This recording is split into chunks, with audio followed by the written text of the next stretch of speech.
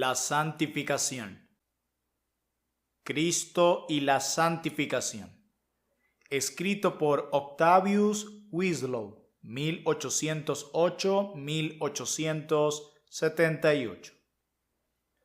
Por medio de revelaciones sencillas, íntimas y minuciosas de la cruz de Cristo, el Espíritu santifica eficazmente al creyente. Este es el verdadero y gran método de santificación evangélica. En esto radica el secreto de toda santidad verdadera y, permítanme agregar, de toda felicidad verdadera. Porque si separamos la felicidad de la santidad, separamos aquello que en el pacto de gracia Dios ha unido sabia e indisolublemente. La experiencia del verdadero creyente tiene que dar testimonio de ello. Solo somos felices en la medida en que somos santos. A medida que el cuerpo de pecado es diariamente crucificado y a medida que el poder del principio de pecado en nosotros se va debilitando y se conforma mejor al ejemplo de Jesús. Por lo tanto, no busquemos un andar feliz aparte de un andar santo. Probablemente tendremos pruebas. De hecho, las tendremos si estamos dentro del pacto del Señor, porque Él mismo ha dicho, en el mundo tendréis aflicción. Juan 16, verso 33. Tendremos desilusiones, caminos escabrosos, cielos invernales, pero si andamos en comunión con Dios, caminamos en la luz, creciendo en todo lo que concierne a las cosas de Dios, con el espíritu de adopción morando en nosotros, podemos avanzar hacia una entrega filial y sin reservas. Oh, hay felicidad inmarcesible aún en la profundidad misma de aflicciones exteriores. Un andar santo es un andar feliz. Este es el orden divino y por lo tanto tiene que ser sabio y bueno. El Espíritu santifica de manera especial y eficaz por medio de la cruz de Jesús. Ampliemos este punto, no solo porque Él mismo lo presenta en su palabra, sino también por la firme convicción de que poco se puede avanzar en santidad sin un conocimiento creciente de Cristo como la santificación del creyente. Una referencia a la palabra de Dios pone esta verdad en una correcta perspectiva. Y llamarás su nombre Jesús, porque Él salvará a su pueblo de sus pecados. Mateo capítulo 1, verso 21. No solo los salvará de la culpa y condenación del pecado, sino también del poder o la soberanía del pecado. De manera que el pecado no se enseñoreará de vosotros, como lo declara Romanos 6:14. También a la iglesia de Dios que está en Corinto, a los santificados en Cristo, declara 1 Corintios 1:2. Pero la referencia más impresionante sobre esta verdad importante se encuentra en el versículo 30 del mismo capítulo 1 de 1 Corintios, donde menciona especialmente al Señor Jesús como hecho por Dios la santificación de su pueblo. Mas por Él estáis vosotros en Cristo Jesús, el cual nos ha sido hecho por Dios sabiduría, justificación, santificación y redención. Es esencial para una comprensión correcta del tema saber en qué sentidos es Cristo hecho nuestra santificación, de modo que creyendo en Él y recibiéndole como tal, crezcamos en todo en aquel que es la cabeza, esto es, Cristo. Efesios capítulo 4, versículo 15. En primer lugar, la obra expiatoria de Cristo sienta el fundamento de la santificación. Abre el camino por el cual Dios, por así decir, puede tratar con el alma la importante cuestión de su santidad. Solo sobre la base de la honra a su ley, su santidad asegurada y su justicia satisfecha, puede Dios en su misericordia tener comunicación con el pecador. Vemos aquí la gran gloria de Jesús como el Dios hombre mediador. Su obra expiatoria abre el cauce por el cual Dios, sin comprometer ni una perfección de su naturaleza, puede comunicar al alma el poder salvador y santificador de su gracia. La obediencia y el derramamiento de la sangre de nuestro amado Señor están siempre conectados en la palabra divina con la santificación de la Iglesia. Bastarán unos pocos ejemplos para demostrarlo. Refiriéndose a la santificación legal pero imperfecta de los sacrificios bajo la ley, el apóstol presenta un argumento a favor de la santificación superior por medio de la sangre de Jesús. Porque si la sangre de los toros y de los machos cabríos y las cenizas de la becerra rociadas a los inmundos santifican para la purificación de la carne, cuánto más la sangre de Cristo, el cual mediante el Espíritu eterno se ofreció a sí mismo sin mancha a Dios, limpiará vuestras conciencias de obras muertas para que sirváis al Dios vivo. Hebreos capítulo 9, versos 13 al 14. Consulte el lector también los siguientes pasajes: Romanos 5:9, Primera de Pedro 3:18, Colosenses 1:14, Hebreos 2:14 al 15 y Primera Carta del Apóstol Juan, capítulo 4, versículo 10. Es así que la sangre expiatoria de Jesús sienta el fundamento de todos los niveles de santificación futuros.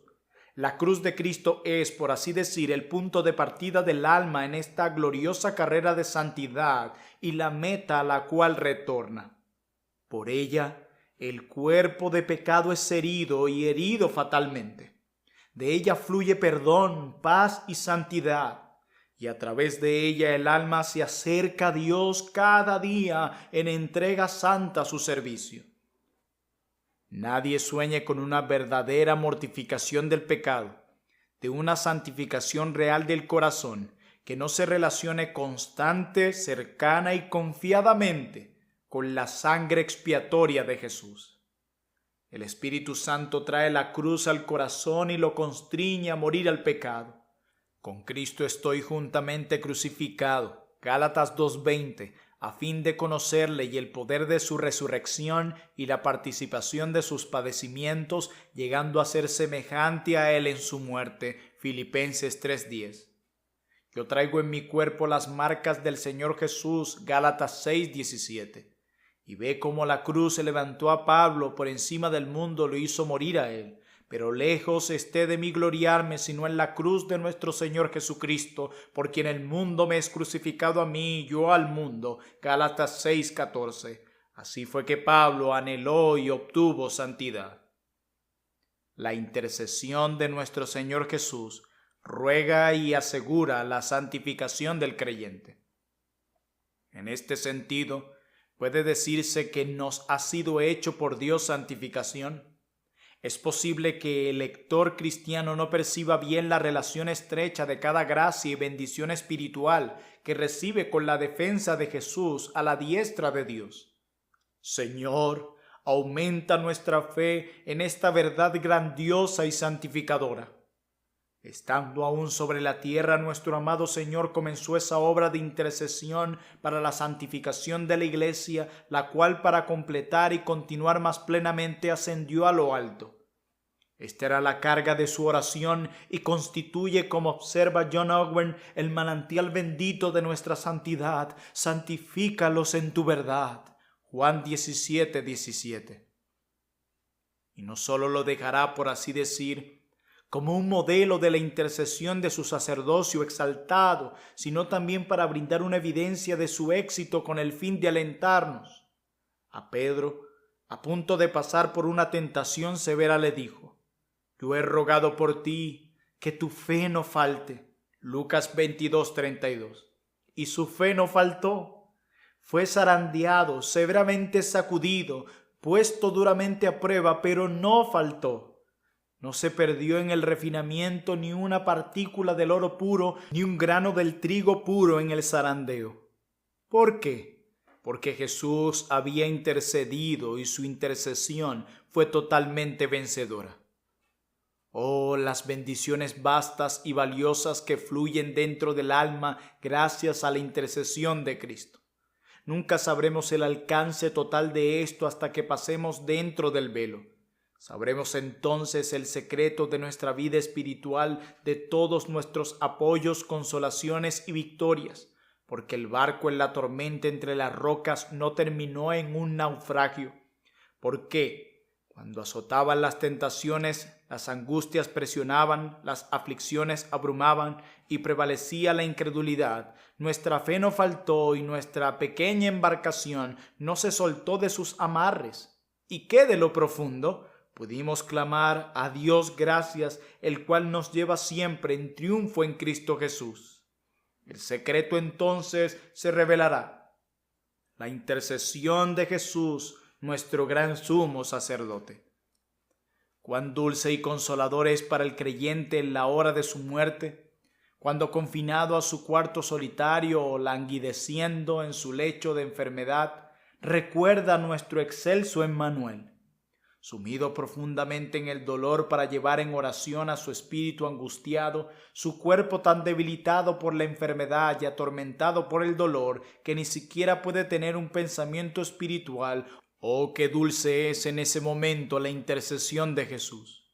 Cuán dulce es saber en la hora extrema del alma, cuando se han agotado el sentimiento y poder humanos, que Jesús ha entrado al cielo para presentarse ahora por nosotros ante Dios, como lo declara Hebreos 9:24.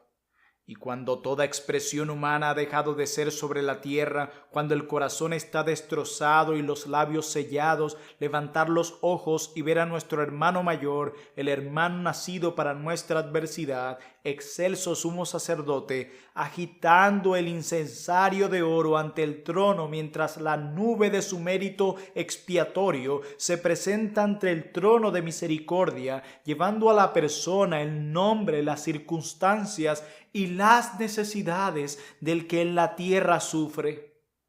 Evangelio precioso que muestra al ojo de la fe una perspectiva dulce como esta. Cuando no tienes ya la capacidad de pensar en Él, alma afligida, Él está pensando en ti. Cuando no puedes orar a Él, Él está orando por ti porque está viviendo siempre para interceder, como lo declara Hebreos 7:25.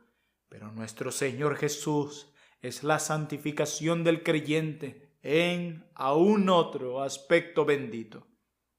Veámoslo como la cabeza de toda plenitud intercesora de su pueblo.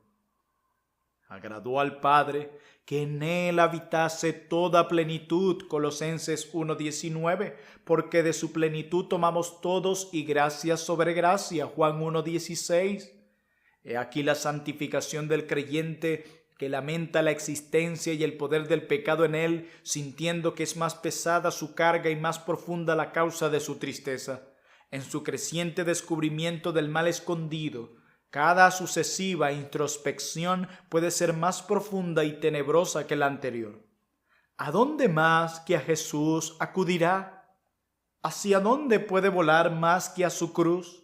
Acorralado por todos los costados por una hueste de filisteos espirituales, sin que aparezca ninguna vía de escape, el Espíritu Eterno conduce al alma a una mirada sencilla de Jesús.